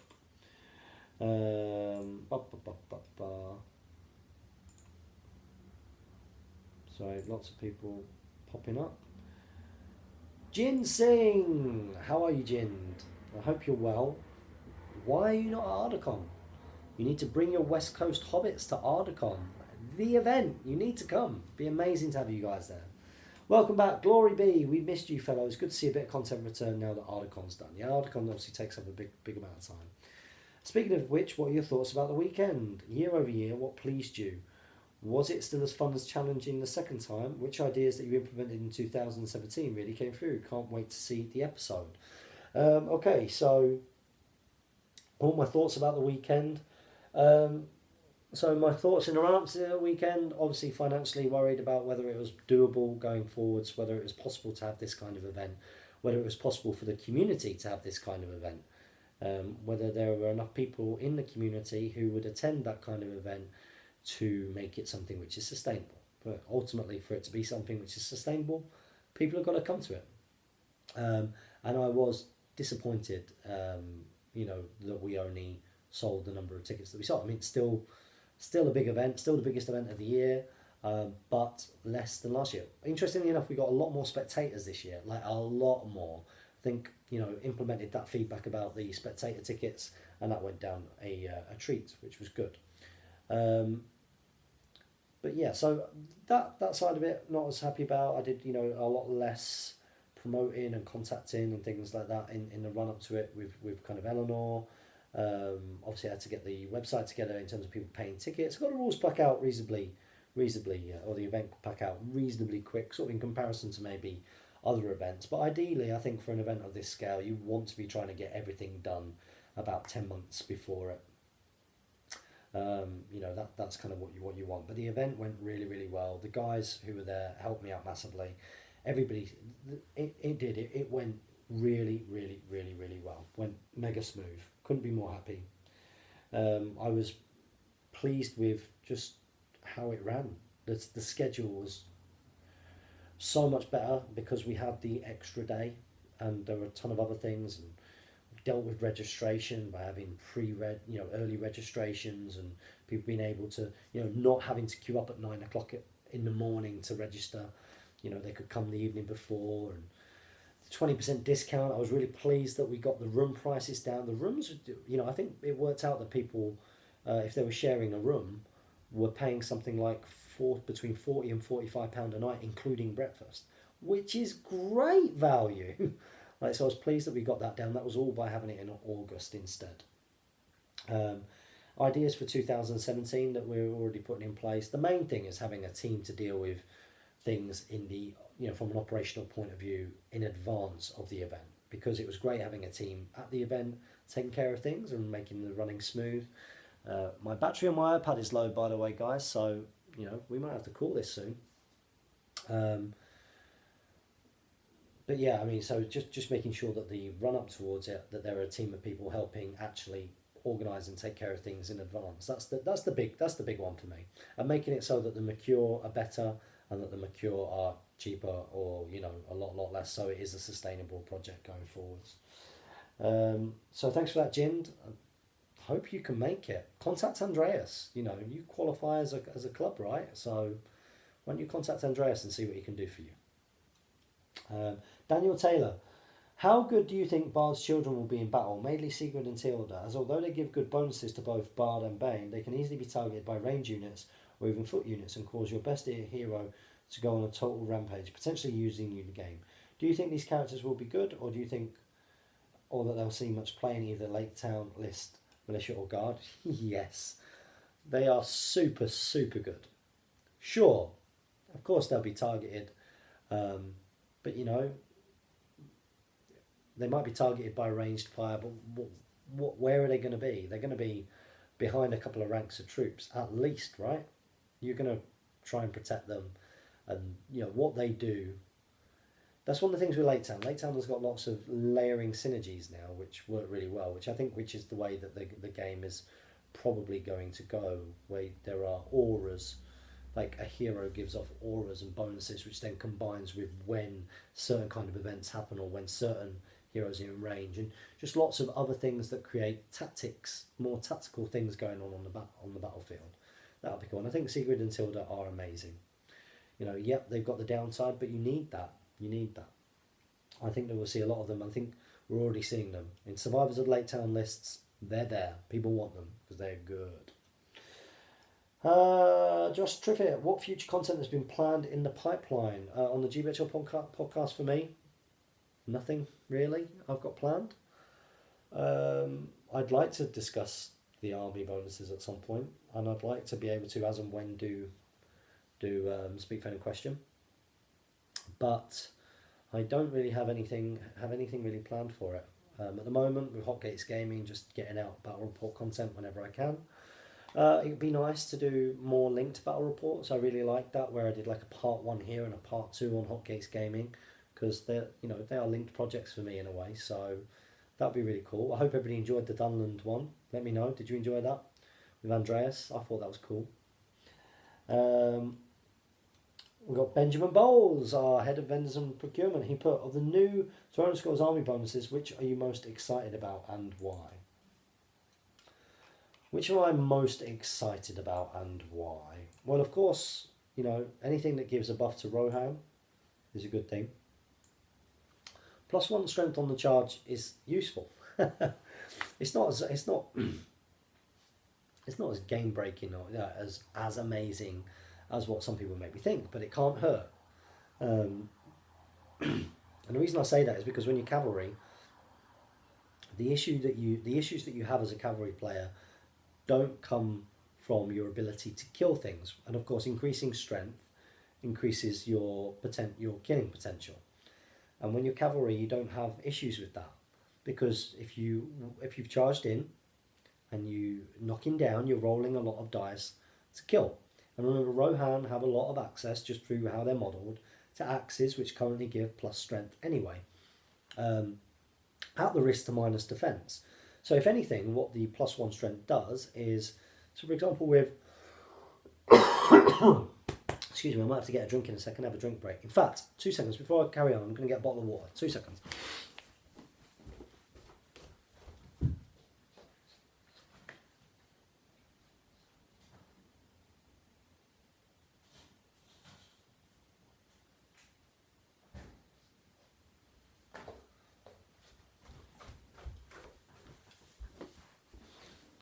Hey, I'm back. In fact, I'm going to have this low-calorie ginger beer. So yeah, with Rohan, what it does is it means that if you do charge him, and let's say you are up against something which is defense 6, so I think that the bonuses are really good versus Urukai, which is really good. And the reason for that is because you're up against a lot of strength 4. And of course, if you're up against a lot of strength 4 and you're defense 5, piercing striking on your initial charge is a little bit risky because, sure, you go up, but if you lose the combat, you're making it much more likely for your opponent to be able to kill you. They'll only need 4s, whereas you're putting yourself in a position against a defense 6 troop where, yeah, you'll need 5s, which is much more likely, but you're really giving them a big kind of boost on the chance. So the plus 1 strength is quite useful for, say, a rider or Rohan in that kind of situation. But remember that, Rohan don't really struggle with the killing when they kill stuff. Where they struggle is you're looking at things where when they charge, it's the counter charge. It's losing the heroic move offs. That's where you struggle, and then winning the fights. And that's why, really, if I was, let's say for example, I had free reign on Rohan, what I'd be looking at is, I'd probably take away Erkenbrand's Westfold Red Shield upgrade, and I would do things like make horns have a distance like a banner, not battle wide. And I would make Erkenbrand's horn be something that's like, you've got to be within a certain distance to get the plus 2 courage, whatever that might be. And then I'd make someone like Theoden give plus 1 fight on the charge or something like that when you're within a certain distance from him. And then if you take them from the list, then you get the plus 1 strength, and you get all these kind of layering synergies. I tell you what, the plus 1 strength is really good for is Eowyn, because what's really important when you charge with the Rohirrim, of course, is that that initial charge is effective as it possibly can be. Now, that's not that you commit everything. I think that's a big mistake that people make with cavalry, is they're like, aha, I lost priority, so my opponent is in range, so when they finish moving, I'm going to charge everything in. Because what that does, it means that it's very much going to come down to the next couple of heroic move-offs, which will inevitably happen. But by maximising the first, you keep some back, but what you do is you try and pick out your favourable combats where you are able to roll more dice than your opponent. And big part of that is your heroes getting in and using the higher fight value and the more attacks to not just kill stuff, but then go on, kill some more stuff and position that might in a favourable position. Now with Eowyn, she can't reliably do that. Yes, if you couple her with a Son of Ale, it's a bit more useful, but strength 3 against all of that defense 6 which is out there, it's not a reliable thing on 4 dice. Whereas if she's getting plus 1 strength, that's a big deal. So I think it really helps Eowyn, and I really think it helps certain situations. But I think really what Rohan, what you would, if you had a wish list, you'd be looking for things which increase your chance of winning the fight, or ability to counter in move offs and things along those lines. That's kind of what I would be looking at. I'll tell you what would be a good one for Theoden as a special rule is that once per game, a once per game thing, which would be great. Once per game in a turn, when you declare it, you may declare that Theoden has screamed death, and in the following turn, all riders of Rohan all mounted Rohirrim or all riders of Rohan within 6 inches cause terror. That would be amazing. That'd be really, really good. That'd be really good. And you'd only do it once in the game, just once in the game, because it's just that counter. I think that would be a great idea. There we go. I hope people who write rules are listening and think that I'm worth listening to, which they probably don't. But that's the kind of thing that I would that I would feel would be really useful for the Rohirrim. Plus 1 strength can't hurt. Ones that I'm excited about, I've got them up here because I'm notorious at not being good at remembering things. I think it's cool that I like the Fellowship one. I mean, it makes the enemy's target priority with Frodo very, very clear, but that's thematic, right? I think that that's really cool that they don't consider to be broken. And that they're all fearless. That's really cool. Shire is what it is. Range of the North. Now, this is an interesting one if we're talking about the Army Special Rules. So, I love the fact that we've got Strider in there. That's really good. That's really, really good. I like that. I also like the fact that the bonus of taking the Grey Company becomes that you get 100% bows, rather than the old, sort of more complicated rule and tax. Of course, for every Ranger of the North, you could take 4 Rangers of Arnor who would ignore the bow limit. That's much better. It's much clearer. If you take models just from this list, 100% bows. That's great. Rangers of the North and Dúnedain may lead warbands of up to 6 models. Now that is interesting, and that could really be abused, especially with some of the new scenarios with 12 inches. Now I love the Grey Company. I look at that and I think that's awesome. You can get a lot of bow shots sat on the back of the table edge, and that's kind of where the game used to be, right, a while ago. And I'm not sure whether that's where I would think that you'd want to take the game, but maybe that's just something to mix up a bit of the meta. One thing that I do think is, there are quite a few instances where you don't need to take. So like the Army of the Dead, you can take a warband of 9 to 12, as long as you take a warband of 9 to 12, you don't have to take a hero. But then the number is different for the Woses and is different for something else. And I understand that that's linked in with like how many models you get in the box set. But I think it would be good if that was just sort of consistent across the board. So it was 8 to 12 across the board, or 10 to 12, or whatever it was, just to avoid just to keep things really, really clear across the board, really. Numenor, +1 courage can be useful. It's not show-stopping. Minas Tirith, the fact that Gandalf the White is in there is worth being very, very, very, very happy about. And again, +1 courage, it can be incredibly useful. Hang on a second.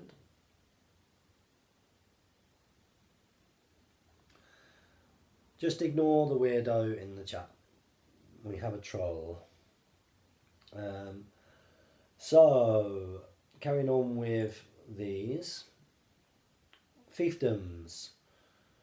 I think that's cool. That's a good one. I like them all. I think that I just like some of the little subtle things, like who is included in various lists. The Arnold one's really good. Talked about the Rohan one. Rivendell, this is really good. The Rivendell one, the fact of who's included in the list is great. Again, those are the types of things you want to see, like who's in the army list. And then army bonus, within 6 inches of the army's leader, models from this army list may re-roll fail to hit rolls when making shooting attacks in a turn that they did not move. I think that's super cool.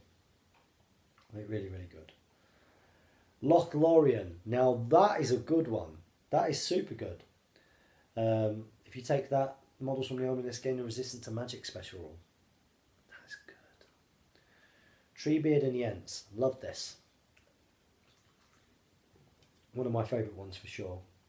Completely unaffected by any magical powers or special rules that would prevent them moving or move them against the will. Additionally, they completely... so I think that that's really, really, really, really good. And that they're fearless, I think is good. I think that they are probably still... Mind you, they are pretty slow, even though they're big. I think that the main issue with things like Ents, that they're a bit slow, but that's fine. Gwahir and the Great Eagles. The Eagles are coming. Models from this army list gain an extra attack and a knockdown, not to the ground bonus as if they're cavalry. That's exactly what the community would have been crying out for that to not necessarily be an army special rule, but to just be part of their profile, which might be a reason for experimenting with this. But additionally, models from this list gain a bonus of +1 to their strength in the turn in which they charge. I don't think that's necessarily important. Again, it can't hurt. I don't think that's too important because a lot of the time you're going to be hurling with an eagle list anyway. but the extra attack and knock to the ground is very, very, very, very good. So I think probably the Eagles one and the army composition for Rivendell and for the Grey Company are the ones which kind of excite me most. But there's loads in here. I'm not going to go through them all. Let's go back and see what's going on the chat. So who we got? Let's go back up. Loads of you. Where are we? Wow, loads of questions been asked. Okay, any recommendations for a Harrod army that includes a mummock that's not too filthy? Just go with basic Haradrim if you don't want to be filthy. Everything else is pretty strong. Just loads of basic Haradrim, frontline shields, get loads of spears, get some cool here, get Suladan in there and the like, and then get your mummocks. That would be cool. Stephen Bonner, are you free for the scouring of Stirlingshire 2018? Ha! That's a long way away. It depends. If you do it on my birthday weekend, probably not. But I love the scouring of Stirlingshire. If anybody is interested in a tournament this October, that is one of my favourites. The guys up in Scotland run a really super efficient machine up there. It is, of course, now the home of the SBG World Champion, David Reed. And, of course, the home of the magician Mickey Ward, who was such a huge help to me at Ardacon, pulling the strings behind the screen, which is why he is my Wizard of Oz. So yeah, I don't know about 2018, but I recommend anybody who's not got a ticket for 2017, go. It's awesome. 5% battery left. We're doing all right. I'm doing a long haul here. This is like, this is how I'm spending my evening. Just sat here chatting to you guys on the iPad. Right down White Scars and Jerome. Thank you very much for answering our question, James. We try and create as much as possible for everyone next year at a painting comp. Hopefully, have more participants. Yeah, I hope so too.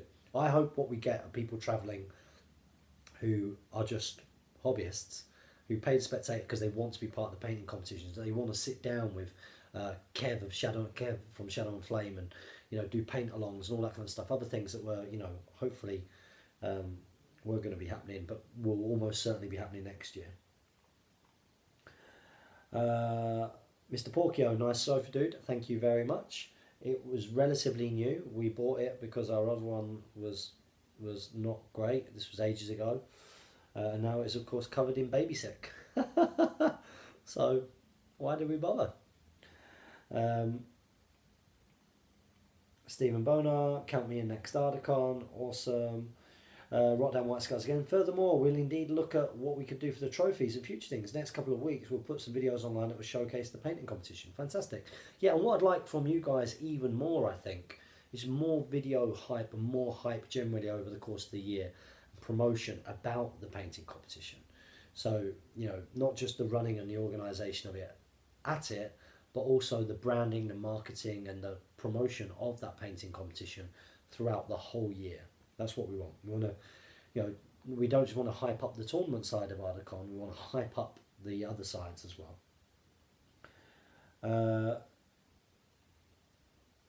Do you still know what Andreas had as feedback for us? Yeah, I think it was just the cards, the table numbers, which Stephen Bonar says here. Yeah, taking better pictures, which I believe you're going to get help with next year as well. King Boneseye, who would you rather take and why? Gil-galad, Glorfindel or the twins? Depends on the points level. Depends on the points level. Probably as a rule of thumb, Glorfindel. Glorfindel because he has all the threes in all the right places. He's fight 7, which is enough. Fight 7 is enough in a lot of instances. Fight 9's all well and good, but fight 9's only useful if you're up against, things which are fight, I don't know, if you're up against loads of fight 6, you might as well be fight 7. Do you know what I mean? But yeah, Glorfindel's got all the threes in the right places. Obviously can be mounted, which is good. Glorfindel being resistant to magic means he's not getting shut down as easy. He's great. Now, one thing that Glorfindel lacks a little bit is the killing power. Like, he doesn't have a lance or a +1 to wound or anything in comparison to So, but then the twins are great at lower points costs. It's a fantastic way of getting loads of might. Where they struggle a little bit at lower points costs is that they are bigger points costs. They are reasonably fragile. There's more things that can kind of deal with them. The twins are great, but I think the go-to there is probably Glorfindel, Glorfindel. Whereas Gilgalad really is very very very good, but probably just a little bit more expensive, and the one fate is a bit of an issue. It only takes one bad combat. Defense 7, resistant to magic, Glorfindel, freeze in all the right places is probably what I'd go for. Middle of Sweden. Got good news yesterday. We'll have SVG gaming nights back at our local gaming store in Stockholm. We will make them not regret it. That is great news. So if you are Stockholm based, go and check that out. King Boneseye, we expected a meta change after there and back again, but did the meta really change that much? I think that there's less. I think that there's less bow orientated are, because I think you've got to kind of plan for the fact that you might come up against the Iron Hills. That's the only kind of thing I think which has really shifted the meta, along with the fact that you see more of those kind of armies. Is maybe the consideration that strength 3 bows could really, really, really have a bad time if you come up against that army. Rotterdam White Scars. There are about 100 entries spread out over all the categories. We did not have the tools for great photos, but we did try it on GBHL Facebook. Of course, yeah. I mean, this is just, it's not criticism, more kind of feedback, I think, for doing an even more outstanding job for next year. Being able to have like the light boxes and take the photos and do it that way, and I think Kev's going to help you guys out with that, which is really cool.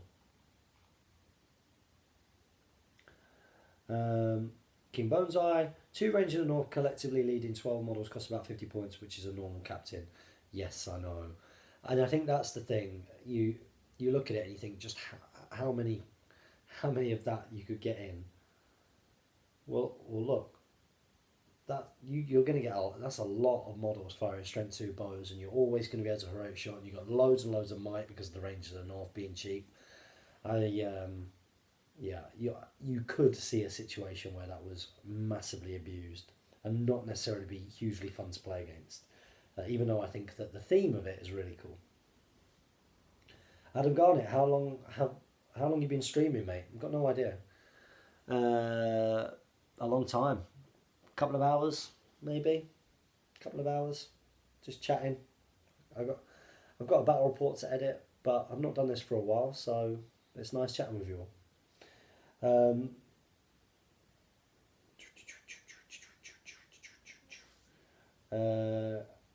Next up, Stephen Bonar.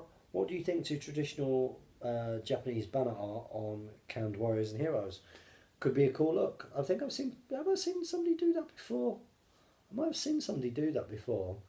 I might personally think they look more kind of Mongolian, like Genghis Khan kind of look. But yeah, I'm sure I've seen a photo of that somewhere. Maybe it was on the One Ring once upon a time.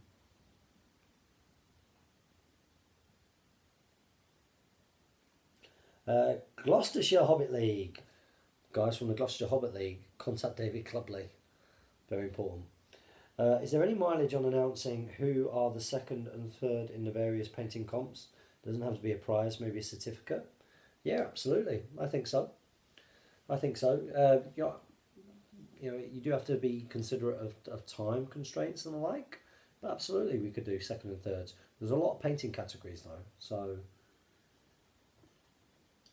if you're doing that for every single one,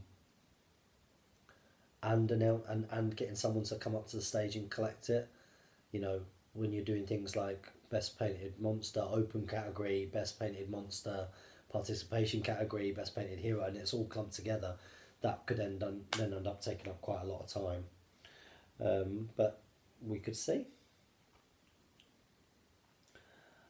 King Boneseye says, it's nice chatting with you too. Thank you. Considering you were trolling me earlier, huh?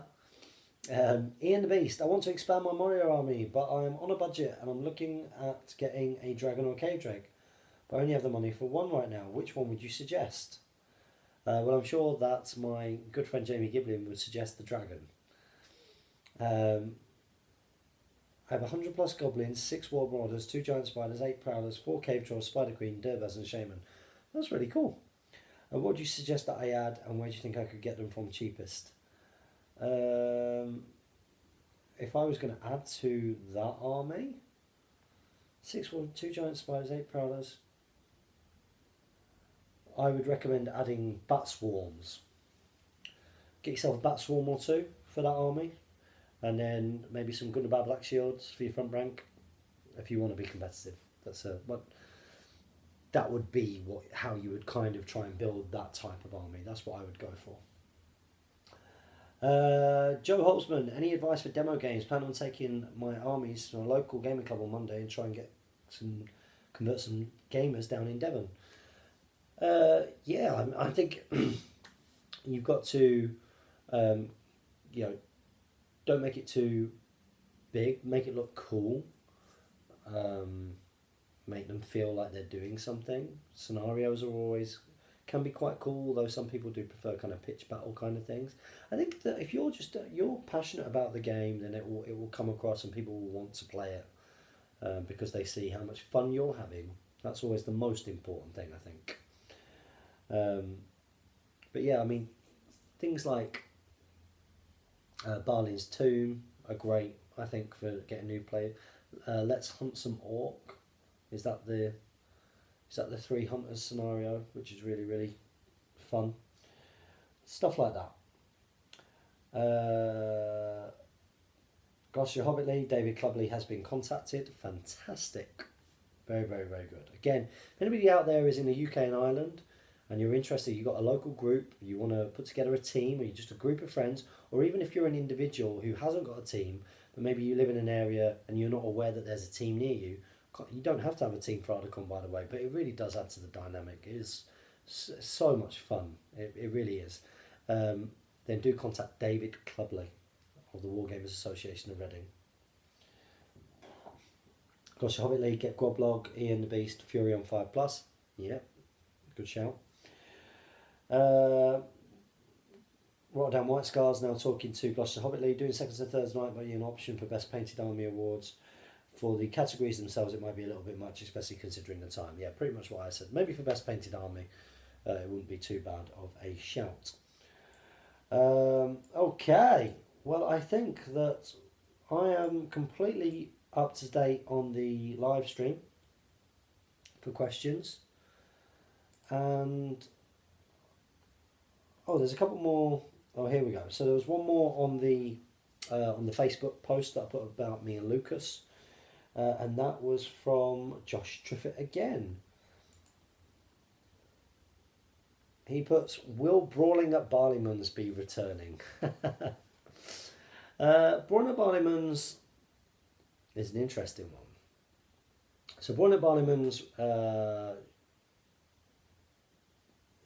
is reliant on a number of things. So first of all, it all comes down to anything where you have somebody else in, whether it's Speak Friend and Question or anything else.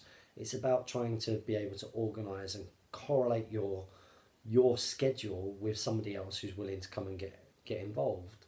And I just don't think it would be as fun doing Brawling at Barleyman's by myself because it's very hard to get those kind of those things matched up.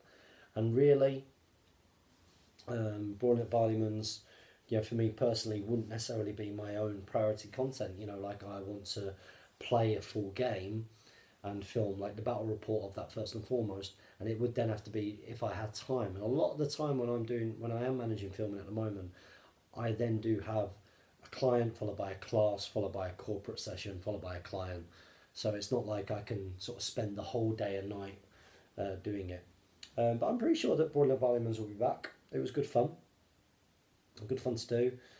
Took a bit of work to put together, but it was relatively short, easy content to film, so you can film them pretty quickly.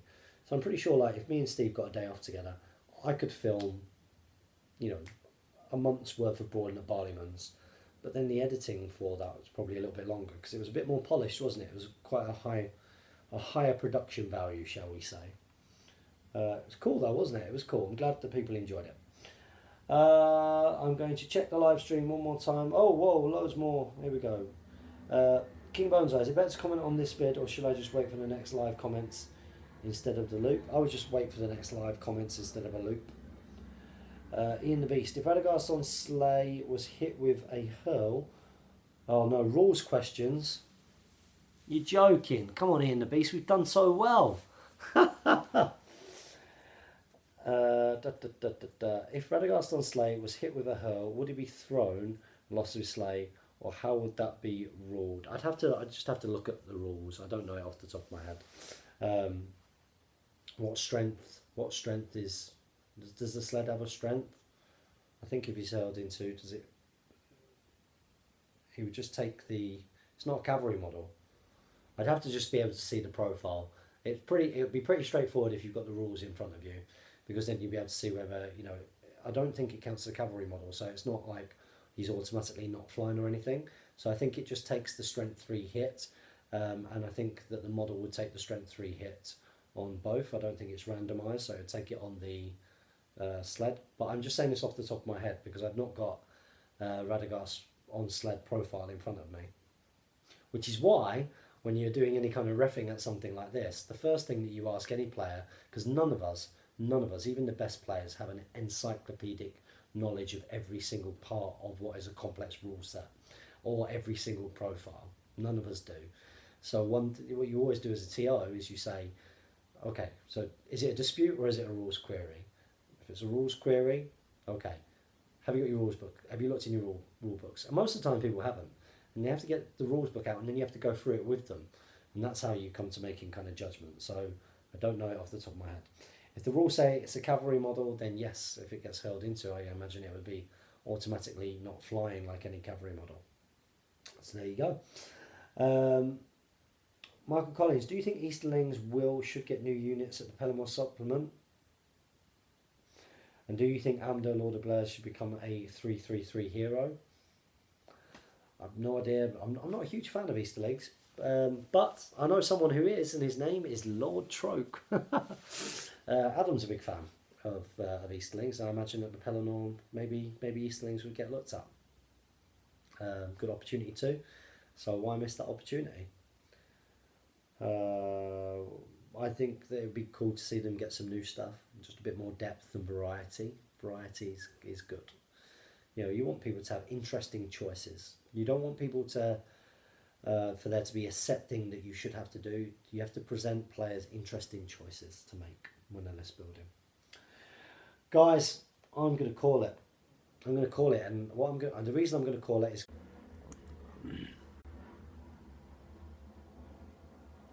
didn't get the chance to sign off, so I need to sign this off in order for this to go. I need to come back in so I can sign off so that I can actually finish this and so it uploads. So support your Hobbit hobby, guys, and happy strategy battle gaming.